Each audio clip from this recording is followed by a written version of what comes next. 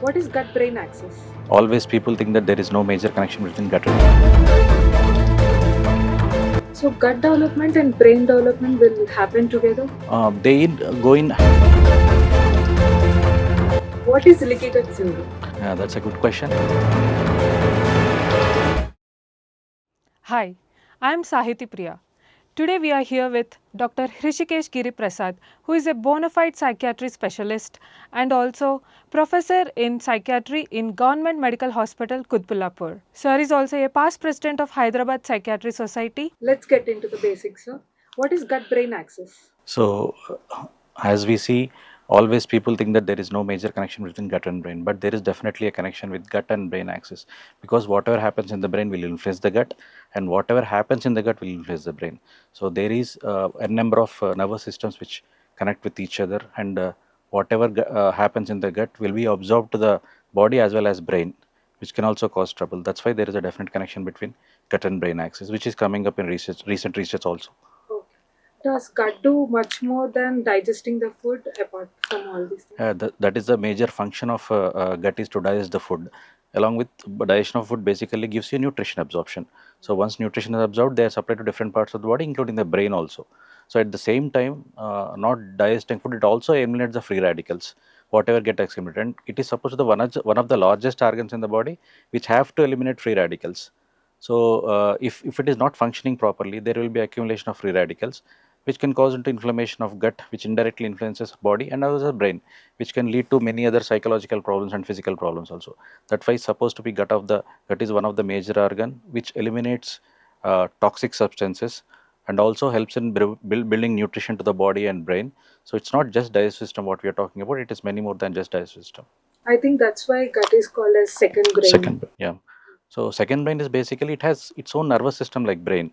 So there is an enteric nervous system which is connected to the gut, and it takes its own decisions to digest and everything, which is internally connected to brain with other nervous system like vagus nerve. So as it has its own nervous system, that is what it is called.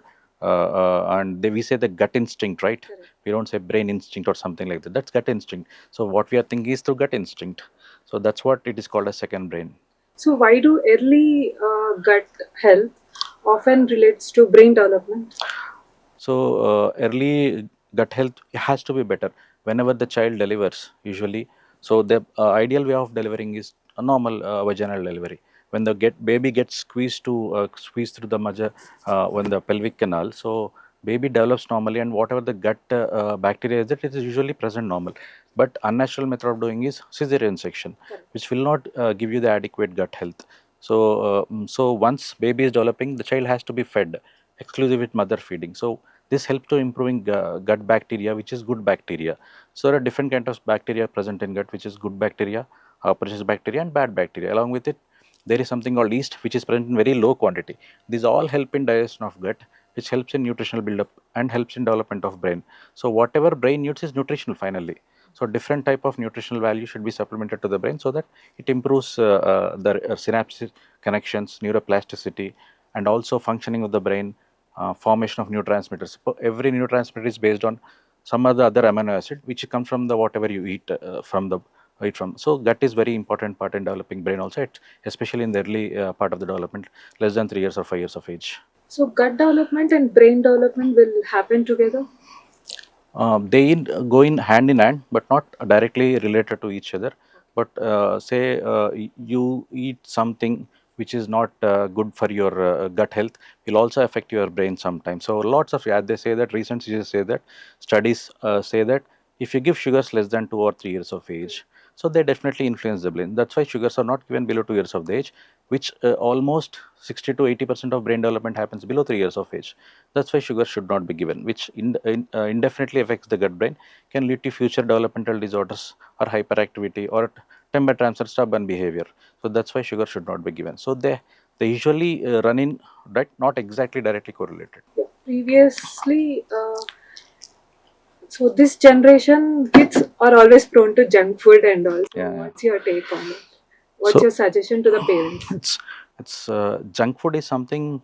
So as we see, what I usually talk to the parents is, there is some age to give foods. Correct. There is a definite age to give. So for every food, there is some age. So you can't start fruits at 3 months of age. You can't start full solids at 4 months of age. So So every 6 months is needed for for the complementary feeding. solids. So solids 6 months completion along with mother feed. So there is age where you start whatever you want to give from outside. If you start early, then definitely it will affect the child's body and also development. So for suppose if I give on taking giving this example where tell me one ad where a children eats biscuit in a TV ad. There is no such ad which promotes biscuit eating at early age. Correct. Usually, the younger age will be around 5 or 6 years of age. Any biscuit ad, you see a chips ad or Coca-Cola or something. Adults Yeah, only they will only promote adults. adults. So, but they are mistook. Information is mistook for the parents. They are representing fine, but we are mistaken, and we are And we are giving it to giving the, it to the children. child, which can definitely affect the child development. So there are some. I'm not asking to not to give completely, but there is some age to start for that. So you have to know what age it is. So based on that, if you give it, then it will be better. So many parents of children who is having neurodevelopment disorders often come with the digestive issues as well. So what's your opinion on it?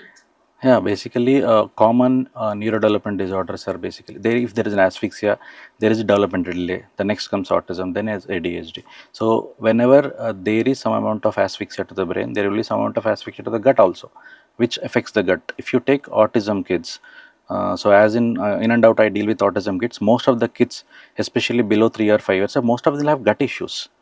So they have either constipation, alternating loose stools, or undigested food passed in the stool.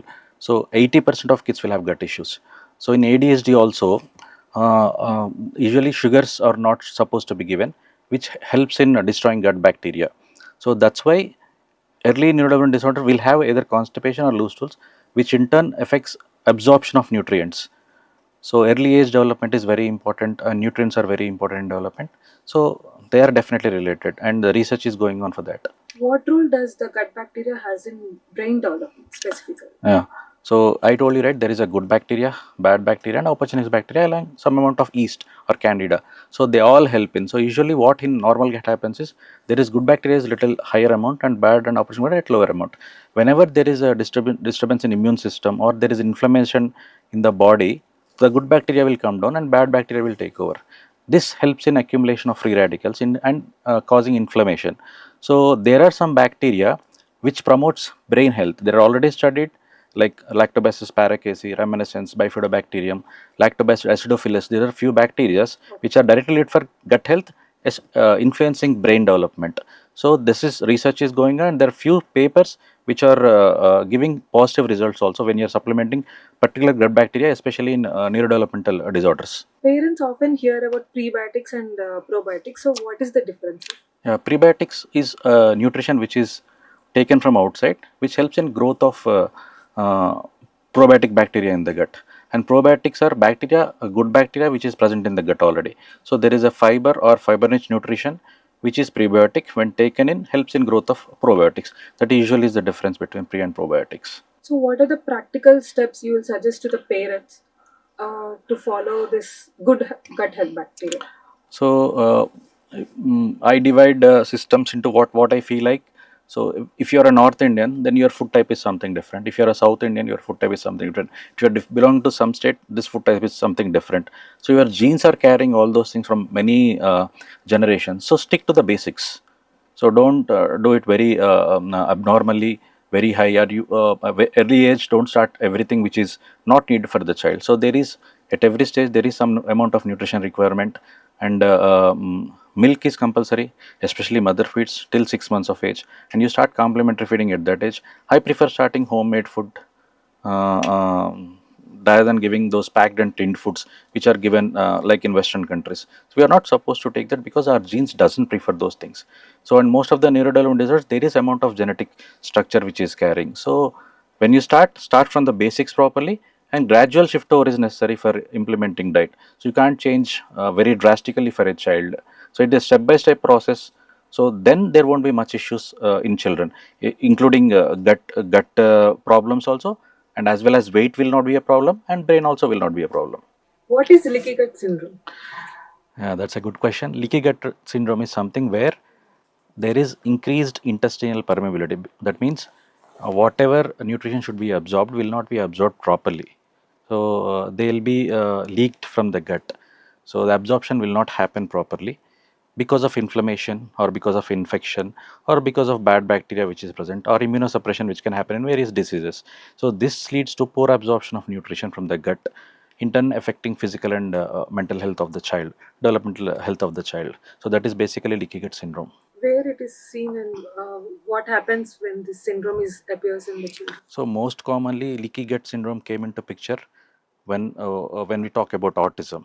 Autism is something, there is always a correlation between gut and brain in autism, and research is going on. I'm not trying to say it plays a major role, but it is one of the important role which usually happens. So in leaky gut syndrome, when the absorption is not proper at early developmental period, when there is increased intestinal permeability, that will not help in development of brain, or nutrition will not happen to the brain. So what exactly needs in early part of development of brain will be synaptic connections, pruning, increased connections between the brain, development of neurotransmitters. All these things will happen, they all require nutrition. So when there is nutrition absorption, then only the development of brain and body will happen. So if it is not happening because of leaky gut syndrome, that directly affects the brain, which can lead to autism spectrum disorder, and it is one of the major risk factor. I'm not telling it is direct correlation. So, what is autism? How it is related to gut bacteria and Yeah, as we spoke about, there are three kinds of bacteria, right? So good good bacteria bacteria and bad and bacteria? opportunistic bacteria. So in autism, because of there is a theory called accumulation of free radicals or toxic chemicals in the body, because of various reasons, inflammation or autoimmune mechanism. Because of that, good bacteria comes down, and there will be bad bacteria which takes up. So most common foods which are avoided in autism are milk and wheat. They contain casein and gluten. So normally in kids with the normal development, when you give casein and milk and wheat, there are proteins which are present in milk and wheat, which usually get digested normally and absorbed as energy or stored. But in children with spectrum, if there is a bad bacteria raising in the gut, they are converted into caseomorphins and gluteomorphins, which are structurally equivalent to morphins, so which can cross blood-brain barrier, causing to various problems, especially autism, hyperactivity, restlessness, poor sleep pattern. All this can happen when you're giving milk and wheat. So caseins and gluten will not be digested properly. At the same time, whenever you are giving sugars, in normal kid they are digested and stored as energy or gives energy immediately. But in children with spectrum, because of increased yeast, they are converted into byproduct as aldehyde, which is again a byproduct of alcohol, which can cross blood-brain barrier, causing the similar issues. That's why there are some foods which should be avoided in spectrum. The research is going on. Whenever you try to stop some of these foods, they are definitely helping the child. They're not curing autism. They're helping the child to sit quietly and learn quietly and focus properly. If you stop some food, this is whole theory behind, and research is picking up on gut bacteria, so that it will in future generation probably less of antibiotics, more of probiotics will be in future days, which is coming up to prevent illness rather than treating illness. So, what are the three key takeaways for the parents you would like to suggest? So, if you're already there is a family history of spectrum, then you have to be more cautious about what you're doing with the child. Especially, food is one of the major part in development of the child. So, there are three things which can influence the child. Genetics is one part, environment is other part, and the other thing is food. So, you can't modify genetics, you can't modify environment. If there is sunny day, you can keep it at home, but you can't modify sunny day. But food is something you can modify That is in as per our the needs. hands. Yeah, that is in our hands. When you do a proper nutrition, definitely it will help the child to pick up weight, and also his immunity will become better, and also development also will happen in a better way.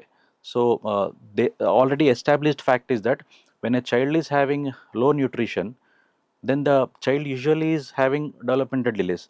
There is developmental milestones. The walking will be delayed, speech will be delayed. That means the brain is getting affected when there is a nutritional deficiency. So if there is a spectrum in the family, then be more cautious. But if you are worried about being a spectrum and want to know about spectrum, then probably you have to follow your pediatrician and advise and properly give homemade food rather than giving out foods, and plan it properly at step by step process rather than introducing very fast everything. So their nutrition value is high, but they eat very limited quantity. So it should be nutrition rich food rather than large amount of food. So that's how you plan for a child, and different kinds of nutrition should be given. And most of the nutrition, whatever happens in the brain, comes from vegetables. and fruits. So if you are not giving anything naturally and you want to give some artificial colors and flavors to the child, it will increase inflammation of the gut, and our gut is not used to it. So that's why it should be very cautious whenever you are planning for feeding a child, adding some foods in the child. So take an advice of a doctor. That will help you. Okay, sir. Thank you so much. Thank you so much.